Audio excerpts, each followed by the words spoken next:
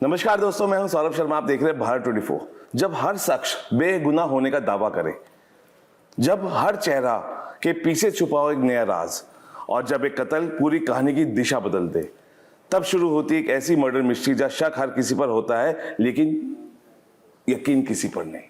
एक ऐसी फिल्म आ रही है जिसमें मर्डर मिस्ट्री भी है, लेकिन एक स्पेशल शख्स को भी आप उसमें देख पाएंगे जिसको आज हम सभी मिस करते हैं, असरानी साहब। फिल्म की स्टारकास्ट में साथ मौजूद है, मुश्ताक भाई हैं, प्रोड्यूसर हैं, राकेश भाई हैं। आप सभी का बहुत बहुत स्वागत है भारत 24 में। मुश्ताक भाई, सबसे पहले ये फिल्म इसलिए स्पेशल है क्योंकि असरानी सर इसके अंदर है।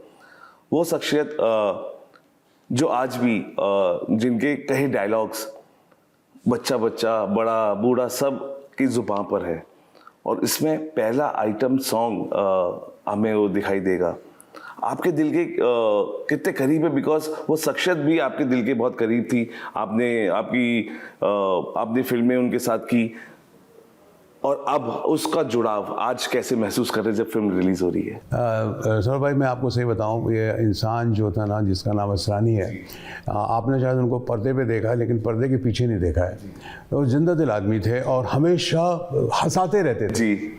जितना आपने उनको लोगों को उन्होंने पर्दे पे हंसाया है, उतना ही वो उन्होंने पर्दे के पीछे भी और कैमरे के पीछे भी दोस्तों को, पार्टियों में, महफिल की जान हुआ करते थे वो सब। ऐसा एनर्जेटिक एक्टर बहुत कम देखे हैं मैंने, बहुत अपेयर। और मैं हकीकत बता रहा हूँ, मैं दिल से बात कर रहा हूँ। ये आज वो इस दुनिया में नहीं है, और मैं जब वो थे, हयात थे, उस वक्त भी मैं लोगों से कहा करता था कि यार असरानी साहब के साथ यार बस ऐसा लगता है कुछ टाइम मिल जाए, मतलब कि यार उनसे मुलाकात हो जाए।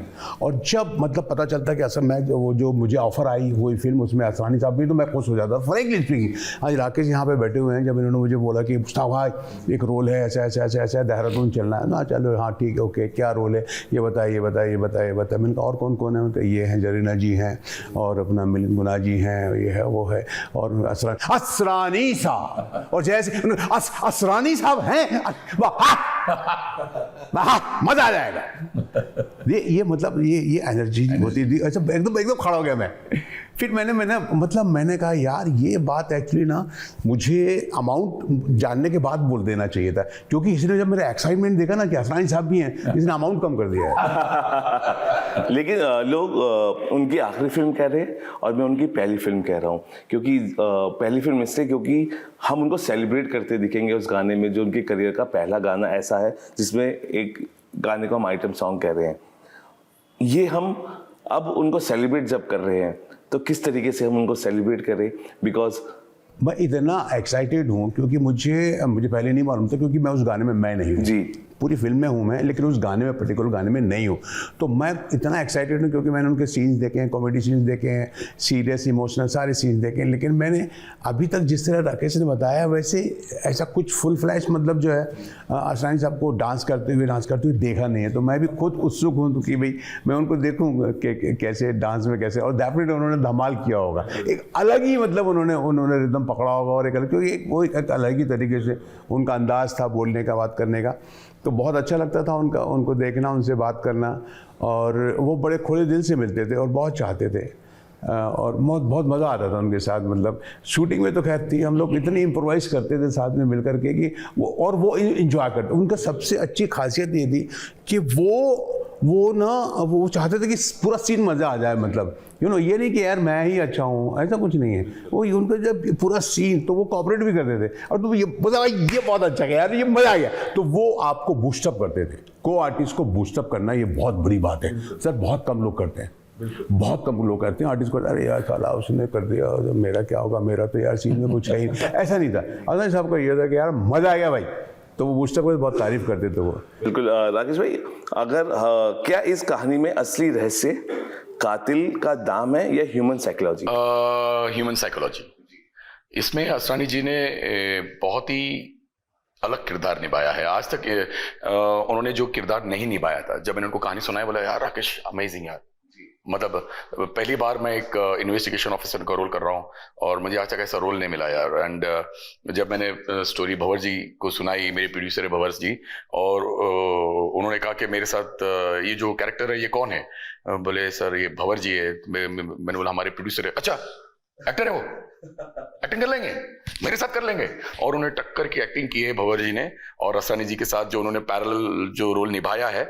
और बहुत खुश हुए थे वो कि यार मैं तो डरा हुआ था कि एक प्रोड्यूसर मेरे साथ कैसे एक्टिंग करेगा, फंबल हो जाएगी, मैं डरा हुआ था। लेकिन मतलब नहीं सर, उन्होंने अभी अभी एक फिल्म की है आर्टिकल 370 पे, जो हमने फिल्म बनाई थी मुद्दा 370, उसमें बहुत बड़ा रोल निभाया था उन्होंने।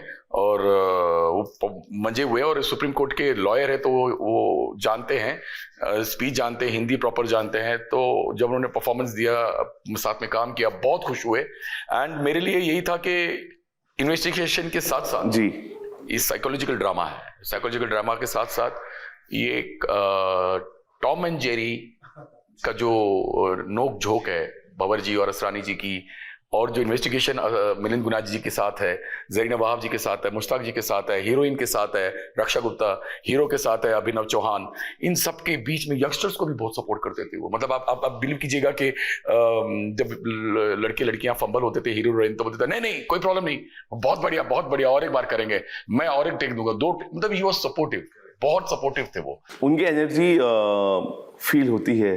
और मुझे लगता है जब हम उनको सेलिब्रेट करेंगे अभी जब रिलीज होगी, तो उनकी एनर्जी उस पर्दे से फिर हम उनको उसको वहीं महसूस कर पाएंगे। भंवर सर, आज के दौर में बहुत सारी थ्रिलर फिल्में हमने देखी, क्राइम थ्रिलर देख चुके हैं। आपकी फिल्म क्या नया सोचने पे इस बार मजबूर करेगी? ये थ्रिल और सस्पेंस के साथ साथ मिस्ट्री है और कॉमेडी है। असरानी जी हैं तो कॉमेडी ऑब्वियसली ही होगी, ये तो आप सभी जानते हैं।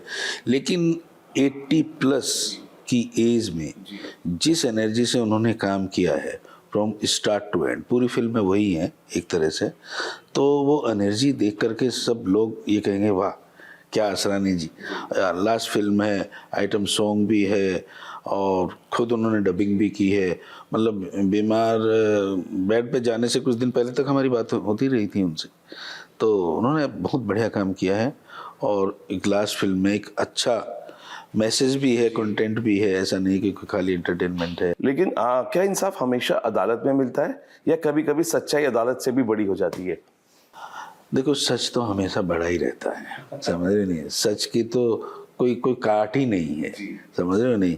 कई बार अदालतें मजबूर हो जाती हैं कि सच जानने के बावजूद भी फैसला विपरीत आता है, क्योंकि यहाँ फैसला होता है एविडेंस के बिना पर, और कई बार सच को दबाया, एविडेंस दबा देता है, गलत साक्ष्य आ जाते हैं, कोर्ट मजबूर हो जाती है, जानने के बावजूद भी उल्टे फैसले होते हैं। लेकिन सच सच है। मुश्ताक भाई, क्योंकि अभी हम जिस तरह कंटेंट देख रहे हैं, we have seen content 70s 80s 90s, गाने याद हैं, डायलॉग्स याद हैं, हर चीज़ हर सीन हमारे दिमाग में एक छाप छोड़ता है। और अभी जो कंटेंट बन रहा है, क्या आपको लगता है कि हम उस कंटेंट से कई बार नहीं जुड़ पा रहे हैं, इसलिए कंटेंट हमें कुछ अलग दिख रहा है, या हम वो अपनी मिट्टी की खुशबू नहीं डाल पा रहे हैं हीरोइज्म की, जो पहले हम हीरोइज्म देखते थे अमिताभ में, शत्रुघ्न में, या विलन्स में जो हम देखते थे कि yes villain is the new hero, हमने उस दौर को भी देखा। अभी क्यों हमें कंटेंट ऐसा लगता है कि समझ में नहीं आ रहा है, इंजॉय नहीं कर पा रहे, एंटरटेन नहीं हो पा रहे? आपने बदलाव देखा है कंटेंट में?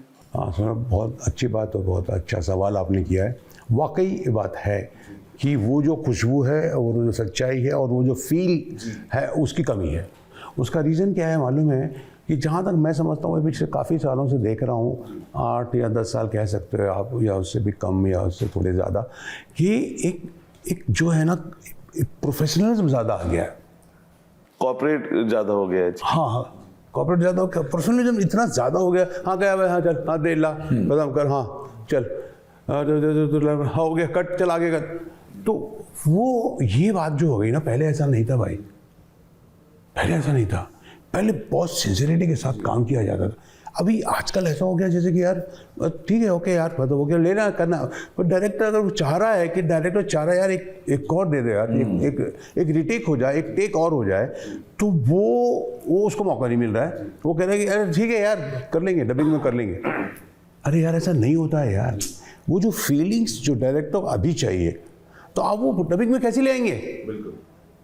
अभी तो आपका फिगर है, आपका चेहरा है, आपके एक्सप्रेशंस है, अब वो डबिंग में आप अब डबिंग कैसे ला सकते हैं? शरीर आ जाएगा, आत्मा कहाँ से? हाँ, आत्मा कैसे आएगी? तो वो एक प्रॉब्लम है। अभी हम लोग पहले साथ जिस तरह से काम करते, इतना लगाव था एक दूसरे से इतना रिश्ता था, और एक दूसरे के मिलकर सब काम करते थे। और ऐसा मैं बताऊं आपको, हम लोगों ने मालूम फिल्में कैसे की हैं।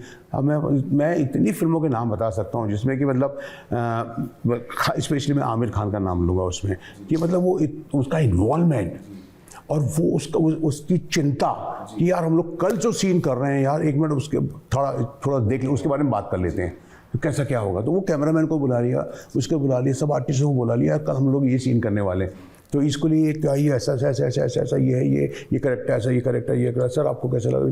तो क्या होता था कि कल जब हम आते थे तो हमारे दिमाग में एक यहाँ पे था एक फिल्म आ जाती, फिर हो जाती ऐसा। तो आजकल वो नहीं। आपका आजकल क्या हो गया मालूम है? एक तो टाइम नहीं है, किसी के पास टाइम नहीं है यार, सोचने के लिए टाइम नहीं है सर। वो टाइम है जब प्राण साहब और बच्चन साहब और ये सब लोग जो काम किया करते थे, आप देखेंगे तो आप कहेंगे यार जो डेडिकेशन उन लोगों का था, जो सिंसियरिटी थी काम करने की, समझे ना। और डायरेक्टर में भी एक फिल्म वो जो बनती थी 10, अब ऐसे थोड़ी बन गई थी मुगल आजम, ऐसे थोड़ी बनते मदर इंडिया। लेकिन मुश्ताक साहब, आपको ये चीज़ में भी डिफरेंस लगता है? प्रोड्यूसर्स पे कई बार अब बड़े बड़े चेहरे इतना बोझ डाल देते हैं, वैनिटी चाहिए, इतने लोगों की टीम चाहिए, इतना मेकअप चाहिए, इतना वो चाहिए, तो उसकी वजह से आपको लगता है कि ये सब चीज़ें नहीं होनी चाहिए। हमें कहानी पे, अपनी इंडस्ट्री पे अच्छी कहानियाँ उभरे, ताकि जो वहाँ खर्चा हम अपनी उसमें टेक्निकल टीम्स में डालें। लेकिन आपको लगता है सारा खर्चा डाइवर्ट हो गया है कई बार, उस वजह से भी हम अच्छी चीज़ों को फिल्मों में मिस करते हैं। सही बात आपका बिल्कुल कहना सही है। हाँ, ज़्यादा मैं चाहूँगा कि आप थोड़ा कंपैरिजन बता पाए, क्योंकि वो बात सही कहना, आपका फिजूल की खर्ची जो है ज़्यादा हो जाती है। फिजूल का खर्चा, वो टेंट्रम जो होता है ना, वो ज़्यादा हो जाता है, उसकी वजह से फिल्म का बजट भी बढ़ जाता है, और फिल्म का बजट के बढ़ने की वजह से जो रिटर्न मिलना चाहिए उसमें जो है ना कमी आ जाती है। तो आपकी मेकिंग जो होती है उसमें इतना ज़्यादा खर्चा नहीं होना चाहिए, इसमें कोई शक नहीं है। आप कम खर्चे में भी अच्छी फिल्म बना सकते हैं, मैं ये समझता हूँ। अच्छा, कई बार राकेश भाई, बिकॉज आपने हर चीज़ को बहुत करीबी से भी देखा है, आपको लगता है कि ना कहना आज की, चाहे वो एक्टर है, चाहे प्रोड्यूसर है, चाहे डायरेक्टर है, अब ना कहना भी इस इंडस्ट्री में बहुत जोखिम भरा हो गया है। आप रणवीर सिंह का सबसे बड़ा एग्जांपल देख सकते हैं। तो आप महसूस कर रहे हैं कि ना कहना भी एक जोखिम हो गया है? क्योंकि अगर आपके सोशल वैल्यूज़ के खिलाफ अगर कोई एक फिल्म है, या वो नहीं करना चाहते हैं, या बोल्ड सीन्स है, या कुछ ऐसा है जो आपके ओरिजिनल किरदार, रियल लाइफ किरदार से मैच नहीं कर रहा, आप ना बोल रहे हैं, लेकिन वो जोखिम भरा हो गया है? नहीं, देखो, ये एक स्टारडम की खत्म करने की कोशिश है, एक स्टारडम की खत्म करने की कोशिश है। धुरंधर ने जो काम किया है, जो कमाई की, सबको चुभ रहा है। किस तरह से ये लोग सब मिलकर उसको नीचे गिराना चाहते हैं। जब पिक्चर छोड़ी थी शाहिद कपूर ने भी, अनीस बज़मी साहब की, जो डबल रोल पुलिस ऑफिसर का रोल था, वो पिक्चर बंद हुई, उनको तो किसी ने आउट नहीं किया, उसको तो किसी ने कुछ बोला नहीं, क्योंकि धुरंधर चल रही है, क्योंकि ये एक्टर चल रहा है, कैसे चल गया, और 6,000 करोड़ का, 6,500 करोड़ का धंधा करके it is still going on. तो ये उसको कैसे नीचे गिराए, कैसे, जैसे इन्होंने सुशांत को गिराया, इन्होंने सुशांत को खत्म कर दिया, रातों रात खत्म कर दिया सुशांत को, उसकी जो एरा था, उसका जो चल रहा था, सबके आंखों में चुभ रहा था, अब ये चुभ रहा है। और एक एक्टर को अगर एक एक्टर को लगता है कि मेरी छवि खराब हो सकती है इस पिक्चर को करने से, या मुझे ये फिल्म नहीं करनी है, तो एक एक्टर को पूरा हक है बोलने का। इवन मुश्ताक साहब को बोलने का हक है, अगर उनको लगे कि मैं इस चीज के खिलाफ जा रहा हो सकता है वो मजहब हो, या उनका पर्सनल हो, या कुछ लेडी ओरिएंटेड हो, या वुमन बच्चियों के ऊपर हो, बच्चों के ऊपर हो, तो अगर कोई एक्टर नहीं चाहता करना, तो आप बोल नहीं सकते कि हाँ, हो सकता है पहले स्टोरी कुछ और हो, उसके बाद में स्टोरी कुछ और हो, और ये फेम के लिए किया जा रहा हो। इट इज़ रियली सैड कि एक उड़ते हुए पंछी को, एक स्टार को जो आज शाइन कर रहा है, आपका ही स्टार है वो, आपके हिंदुस्तान को वो दुनिया भर में रोशन कर रहा है, तो उसे ऐसे नीचे गिराना बेवकूफ़ी है। अच्छा भवन सर, एक चीज़ और है, मुश्ताक सर वाकिफ होंगे इससे, कि अच्छे कंटेंट आ रहे हैं, लेकिन उन्हें थिएटर्स में सिनेमाज नहीं मिल रहे हैं। बड़े बड़े प्रोड्यूसर्स उनको कब्जा कर लेते हैं। अब मैं स्क्रीन्स की भी बात कर रहा हूँ। कई बार हम जहाँ तक बात पहुँचाना चाहते हैं वहाँ तक नहीं पहुँच रही है, क्योंकि दिन में एक शो मिला है, जिसको हम चाहते हैं कि 2 मिले या 3 मिले, ताकि हमारी उस कंटेंट को, हमारी उस सच्चाई और ईमानदारी को ज़्यादा से ज़्यादा दर्शक देखें। क्या वो कभी भी महसूस होती है? बिकॉज जब आप जाते हैं, आपकी जो मेहनत है वो एक सिमट जाती है। नहीं, बिल्कुल आपने सही सवाल किया। ये कमी नहीं है, कुछ लोगों का कब्जा है इंडस्ट्री पे। कुछ लोग नहीं चाहते कि नए प्रोड्यूसर्स, नए डायरेक्टर्स आएँ, उनकी फिल्में बने, और बन जाएं तो रिलीज़ ना हो, रिलीज हो जाएं तो उन्हें थिएटर ना मिले, थिएटर भी मिले तो उन्हें शो टाइमिंग ना मिले। इसके तो भुक्तभोगी हम खुद भी हैं। आपने खुद यस यस यस, अगर बता पाए। I am the victim. Article 370 पे सबसे पहले फिल्म जो है हमने बनाई थी, मुद्दा 370 J&K, और एब्रोगेशन से पहले मेरी कंप्लीट हो चुकी थी।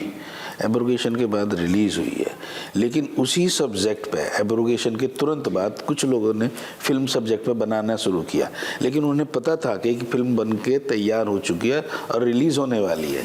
1300 थिएटर पे मैंने रिलीज़ किया था, लेकिन 1300 थिएटर मुझे तब नहीं पता था। क्या शो टाइमिंग दी है मेरे को? सुबह 9:30 बजे, रात को 11:30 बजे। कौन से महीने में? दिसंबर में। कौन आएगा थिएटर में 9:30 बजे दिसंबर में, या कौन जाएगा रात को 11:30 बजे? ये मुझे बाद में पता चला। तो वहाँ कब्जा है कुछ लोगों का, फेल कर देते हैं आपके कंटेंट को भी, कहानी को भी, मेहनत को भी, पैसे को भी। तो मुस्तफा भाई, इसको कैसे दूर, क्योंकि जो हिम्मत भंवर सर दिखा रहे हैं एक अच्छा कंटेंट लाने की, वो हिम्मत फिर आगे तक नहीं पहुंचती है, ट्रांसफर नहीं होती है, क्योंकि जब ऐसी बातें होती है तो आपका मनोबल टूटता है। ये मनोबल ना टूटे, और इसका कोई आपको लगता है सॉल्यूशन परमिटेड है या नहीं? सॉल्यूशन तो नहीं आ रहा। ये एक्चुअली बस ये ट्रेजेडी है, बहुत त्रासदी भी है, समझ लीजिए एक तरह से, कि भाई वो एक्चुअली ना, ये लोग समझते नहीं है बात को। आज देखिए, सिंगल थिएटर टूटने की वजह से आपकी पूरी ऑडियंस खत्म हो गई है सर। आप देख लीजिए, आप जाते हैं, बड़ी बड़ी फिल्में बनती हैं, ये सब कुछ है, 500 टिकट, 1000 रुपये की टिकट है, और वहाँ जा करके आप देख लें 200 रुपये का एक समोसा मिल रहा है जी, और 75 रुपये की और 80 100 रुपये की चाय मिल रही है, पानी मिल रहा है 50। तो ये ऑडियंस यार, ये जो ऑडियंस जो पिक्चर देखने वाली है ना, वो तो आ ही नहीं सकते वहाँ। और आपने मतलब ऐसे थिएटर को बना दिया, 5 स्टार होटल बना दिया। अब यार वो आदमी 10 बार सोचता, वहाँ गरीब आदमी बेचारा जो पिक्चर देखने वाला, ऑटो रिक्शा वाला और टैक्सी वाला जो है ना, और सब्जी भाजी वो फल बेचने वाला, वो तो सोचता है यार अभी हम कहाँ जाएँ भाई। तो वो अपना जो थिएटर ढूंढता, सिंगल थिएटर, जहाँ पर 50 रुपये की टिकट है, 60 रुपये की टिकट है, और जहाँ पर उसको अंदर जा कर के 20 रुपये का समोसा मिल जाता है, लेकिन वहाँ पर वो फिल्म रिलीज़ ही नहीं हो पाती है। इसलिए आज आप देखिए फिल्मों की लाइफ कितनी हो गई है भाई। आप एक हफ्ता तो बहुत मुश्किल है, 3 से 4 दिन लग जाता है, उसको भी कहते हैं भाई हिट हो गई।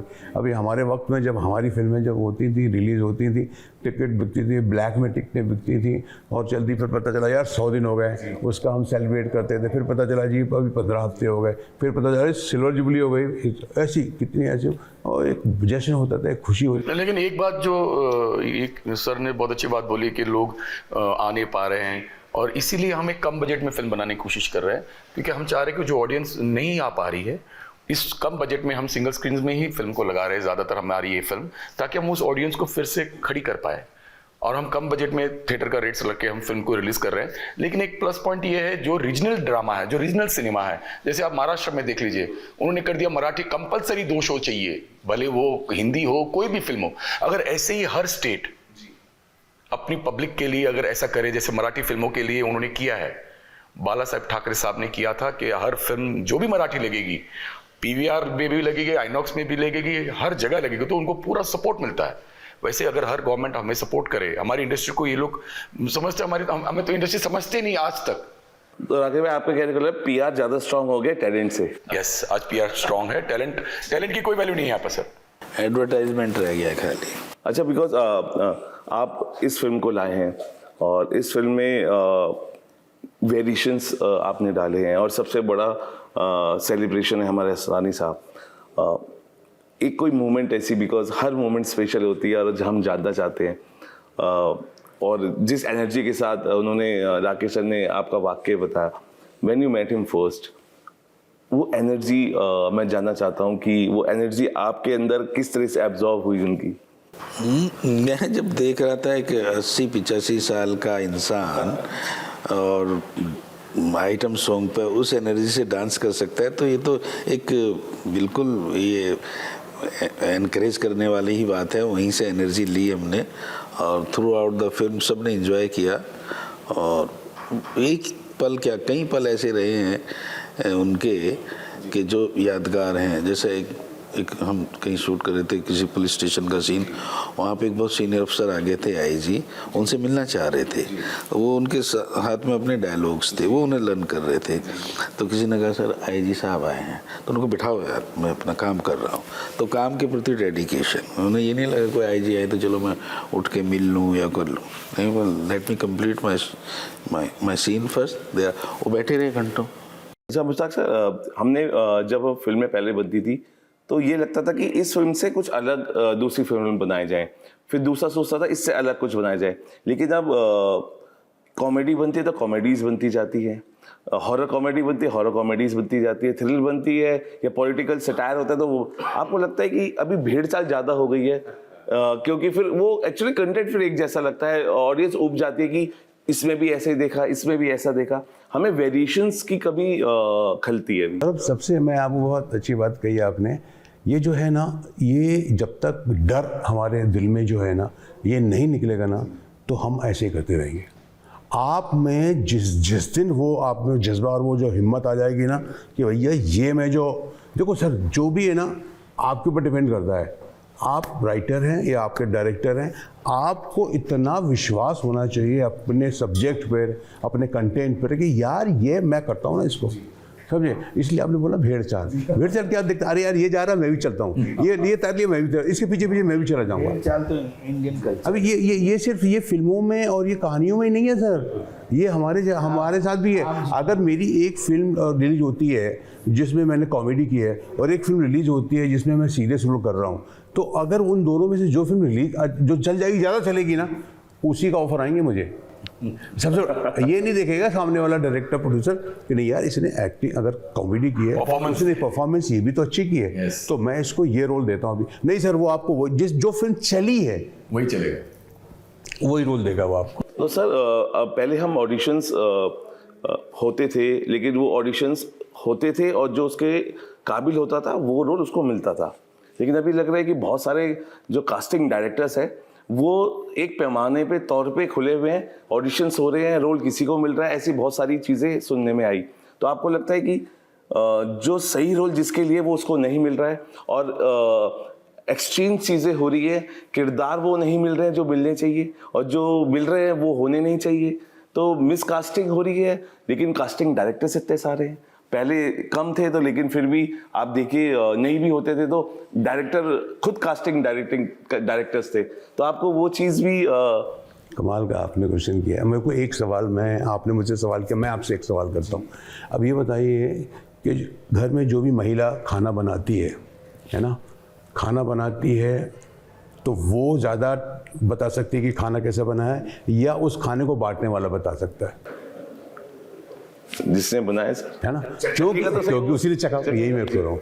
तो वो जो खाना बनाने वाली है वो डायरेक्टर है जी, पहले डायरेक्टर ही कास्टिंग करते। मेरी समझ में नहीं आता कि मैं डायरेक्टर हूँ, आप डायरेक्टर हैं, आपको मालूम है आपकी कहानी क्या है और आपको मालूम है उसमें काम करने वाले जो पात्र हैं, जो किरदार हैं वो क्या हैं, और आपको ये भी मालूम है कि मेरे पास जो आर्टिस्ट हैं, मेरी इंडस्ट्री के पास जो आर्टिस्ट, आपको क्योंकि सबको मालूम है आर्टिस्ट को कौन क्या है, कौन सा एक्टर कौन सा किरदार अच्छे से निभा सकता है, वो उसको छोड़ दिया है। वो दूसरा तीसरा आदमी है जो कास्टिंग कर रहा है वो। अब मेरी समझ में नहीं आता है सर। हमें भी ऐसे फ़ोन आते हैं सर, यहाँ से आ गया, वहाँ से फ़ोन आ गया, ये कर दो, तो हमें लगता है चलो ठीक है भाई, आजकल ये भी है, कर लेते हैं, वो भी है, तो हम भी चले जाते हैं, ऐसी बात नहीं है। बट ज़्यादातर जो है ना, सारे का सारा काम जो है आजकल कास्टिंग डायरेक्टर ही करते हैं। और मेरा ख्याल है कि मैं समझता हूँ इस चीज़ को समझना चाहिए हम लोगों को, कितना कितने सारे आर्टिस्ट हैं जो अब उसके लिए क्या करते हैं वो लोग 40 लोग 50 लोगों का ऑडिशन ले रहे हैं, इसका ले रहे हैं, उसका लाइन में लोग खड़े हुए हैं, नए नए लोग आ रहे हैं, उसके बाद फिर होता है सब। अब पुराने जो आर्टिस्ट हैं वो थोड़ा उनको थोड़ा ऐसा लगता है यार ये हम ऑडिशन कैसे दें यार, हमने आज 200 फिल्में की हैं, 250 फिल्में की हुई हैं, इतना काम किया है, और जो डायरेक्टर की ये फिल्म है वो भी तो हमको अच्छी तरह जानता है। एक पैमाना जो मैं समझ पाया आपके सवाल से, आखिरी 2 सवाल करूंगा, एक आखिरी राकेश भाई से, लेकिन आज के जो एक्टर्स है वो रील्स के एक्टर है, क्योंकि जिस तरीके से मतलब आप समझिए कि जो कास्टिंग डायरेक्टर है वही एक्टिंग कर रहा है, मीट रोल कास्टिंग डायरेक्टर अपने लिए नहीं, मैं इससे कहा क्योंकि आजकल सोशल मीडिया पे जिसके फॉलोअर्स है वो एक्टर है। लेकिन जो टैलेंटेड है उससे पूछा जाए आपके कितने फॉलोअर्स है, आपको लगता है ये सही पैमाने पे नापा जा रही है चीजें, या ये बेमानी है आपकी नजर में? तो है, क्या बताएं इसका, क्या कहें। और वो फेक है, और वो जो फॉलोअर्स है वो भी वो पैसे देके फेक बनाते हैं। मुझे प्रोड्यूसर्स आके बोलते हैं वो लड़का ले लो, वो लड़की ले लो जिसके 4 मिलियन है, उसके ले लो 15 मिलियन है, और जब हम उनको लेके गाना डालते हैं हम उनके ऊपर खर्च कर देते 10-15 लाख, और उसके बाद में जब वो लड़का डालता है या लड़की डालते है उसमें 1000 भी लोग नहीं देखते, लेकिन वो प्रोड्यूसर नहीं समझते। सच्चाई तो सामने आती है, सच्चाई छिपती नहीं है। राकेश भाई एक आखिरी सवाल, क्योंकि फिल्म रिलीज हो रही है, फिल्म रिलीज में अगले दिन ही पहले हम इंतजार करते थे शनिवार इतवार का कि बॉक्स ऑफिस का रिजल्ट क्या होगा, लेकिन बड़े बड़े प्रोडक्शन हाउसेज जो बड़े बड़े स्क्रीन ले लेते हैं, ज्यादा ले लेते हैं, वो अगले दिन ही फ्लायर आता है 1 डे 60 करोड़। ये डर है, सच्चाई है, या झूठ का फरेब है? डर है। और तीनों चीजें आपने जो बोली, तीनों की तीनों चीजें हैं, क्योंकि वो इतना दिखा देते हैं कि बाकी की सारी फिल्में पीछे रह जाती। और जब आप अंदर, आप कल ही इंटरव्यू आया, बहुत बड़ी फिल्म रिलीज हुई है जो बाबा की फिल्म है, और हिमाचल में नीम करोली बाबा पे, तो वहां के भक्तों ने बोला कि हम थिएटर में जाकर खड़े हैं, हम इतने बड़े भक्त हैं, सारी चीजें सिर्फ भक्ति पे हैं, लेकिन थिएटर तक कोई नहीं आ रहा उनको देखने के लिए। उस आदमी ने बोले कि दरवाजा खटखटाया कि प्लीज हमें अंदर जाने दीजिए, हमने 3 टिकट लिए, नेक बोले कम से कम 10 लोग होने चाहिए तो आपकी फिल्म, और बाकी बाहर बोर्ड लगे हिट के। ये देखिए, ये एक सबसे बड़ी हमारी ऑडियंस रॉयल तो है, लेकिन उनमें जो भटकाव डाल रहे हैं वो प्रोडक्शन हाउसेज है, बिकॉज जिस तरीके की वो पब्लिसिटी कर रहे हैं, ऐसा लगता है कि वो भटकाव की तरफ भेज रहे हैं, लेकिन उसका असर उन पे खुद की फिल्मों पे भी कई बार हम देखते हैं। और आखिरी सवाल सर, जाते जाते बहुत से, बिकॉज आप इतनी हिम्मत जुटाते हैं, ऐसे प्रोड्यूसर्स की बहुत ज़रूरत है, क्योंकि ऐसी कहानियाँ, क्योंकि जो कॉर्पोरेट नहीं बना रहे हैं वो सिर्फ ऐसी कहानी बना रहे हैं जो लोगों को पसंद आए। आप लोगों के लिए काम कर रहे हैं, अब ऐसी चीज़ें आप क्या करने चाहते हैं आगे, बिकॉज क्योंकि हिम्मत आप देख जुटा ली है, अब नेक्स्ट क्या चाहते हैं आप, कौन से जॉनर को एक्सप्लोर करें ज़मीनी लेवल पे, क्योंकि बहुत सारी ऐसी कहानियाँ हैं जिसमें कोई कहते हैं ना कि रिस्क नहीं लेता है, लेकिन आप रिस्क ले रहे हैं, तो आप कौन सी चीज़ों को नेक्स्ट आप दिखाना चाहते हैं ज़मीनी तौर पे? मैंने कोई जॉनर तय नहीं किया, मैं चाहता हूँ कि कोई ना कोई कंटेंट बेस्ड और मैसेज गिविंग फिल्म लोगों के सामने दिखाई जाए। अब मेरे दिमाग में चल रहा, मैंने डिस्कस भी किया था राकेश से, गंगा के ऊपर एक फिल्म, गंगा के किनारे पे फ्रॉम ऋषिकेश से लेकर और लास्ट तक दोनों किनारों पे ये जो संस्कार करते हैं हम, गांव वाले गंगा किनारे जाएंगे, सबका संस्कार कर देंगे, लेकिन गांव में शमशान गृह बना हुआ है, वहाँ की जगह वहाँ चले जाते हैं।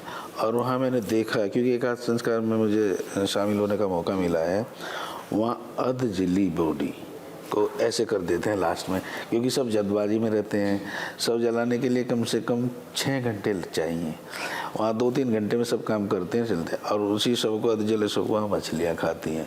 2 किलोमीटर के बाद देख रहे मछुआरा मछली पकड़ रहा है, वो आती हैं घरों में। तो गंगा की इस सब्जेक्ट पर मैं सोच रहा हूँ कि कुछ जो है अवेयरनेस लाई जाए, लोगों को बताया जाए, और बाय लॉ भी कुछ लॉ बने कि भाई गंगा के किनारों पर कम से कम ये चीज़।